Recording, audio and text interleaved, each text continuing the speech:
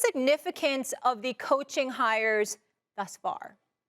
Well, you always have to be careful because when you go for each individual hire, you can always come up with a reason. Like, it's hard to argue with we are one of the worst teams in the league and we got an actual real life Super Bowl winning coach who's actually willing to take our job, right? So you're not going to be able to say that the Jaguars wouldn't have a point in hiring Doug Peterson. But the problem, of course, on this is always in the aggregate. And you're just not going to be able to convince me over and over and over and over again that there's not a black or brown man who is capable of doing any of these jobs.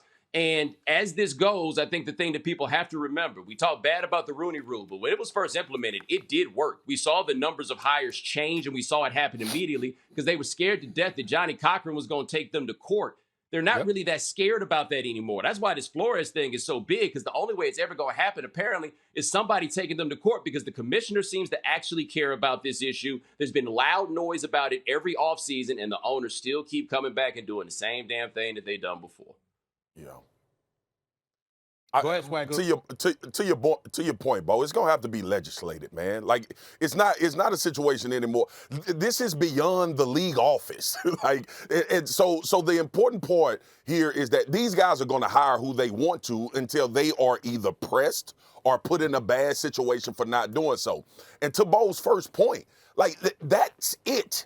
Statistics. We ain't talking about something we emotional about statistically. Like, you look at 116 hires, and there's been a handful of black head coaches hired in this league. And every time this cycle comes around, because now I've been on this roller coaster for 3 years now. Every time this cycle comes around, what the NFL owners tell us is we have 1 or 2 black men that are capable of leading an organization out of 32.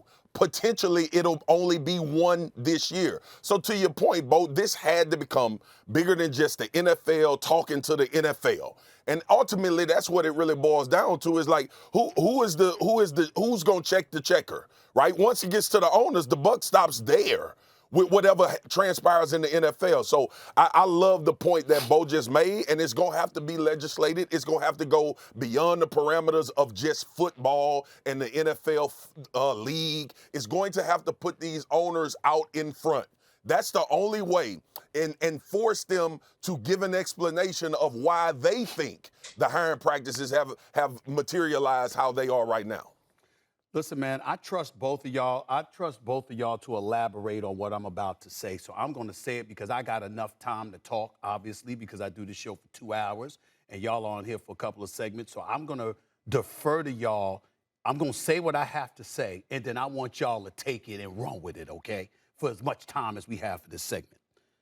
Do y'all know that the National Football League has a diversity committee? Y'all are aware of that, correct? Do you know that John Mara, the owner for the New York Giants, is on that committee? Ladies and gentlemen, the owner for the New York Giants, who is on the Diversity and Inclusion Committee, obviously its objective is to address diversity. The New York Giants are the lone NFL franchise that has not hired a black coach ever in its 97-year history. And that man is on the Diversity Committee.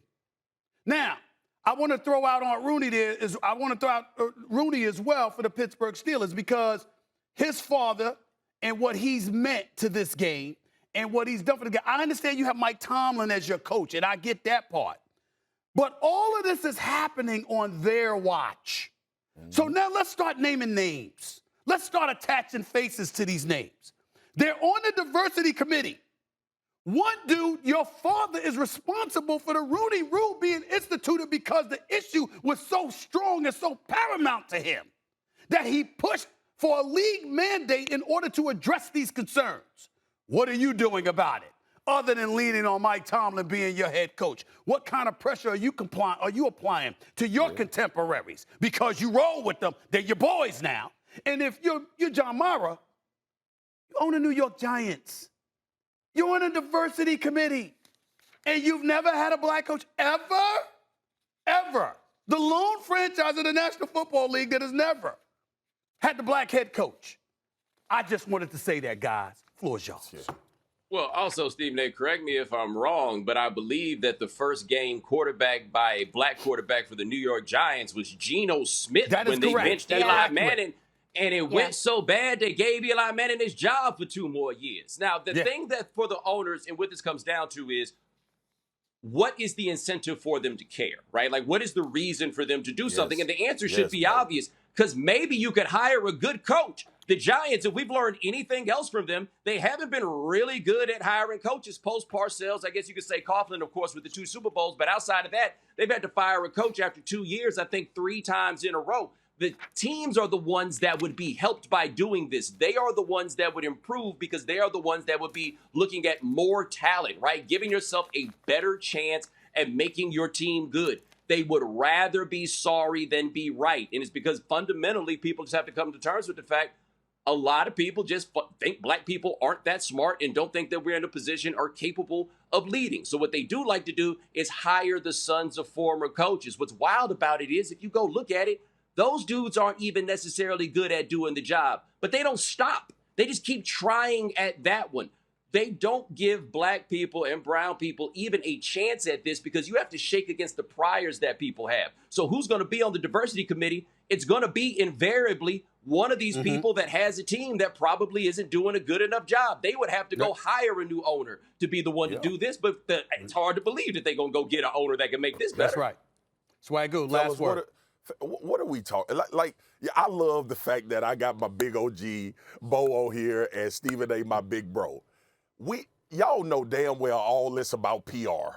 Stephen A, when you said Merrill was on the diversity committee, we know that this is about public relations and how it looks.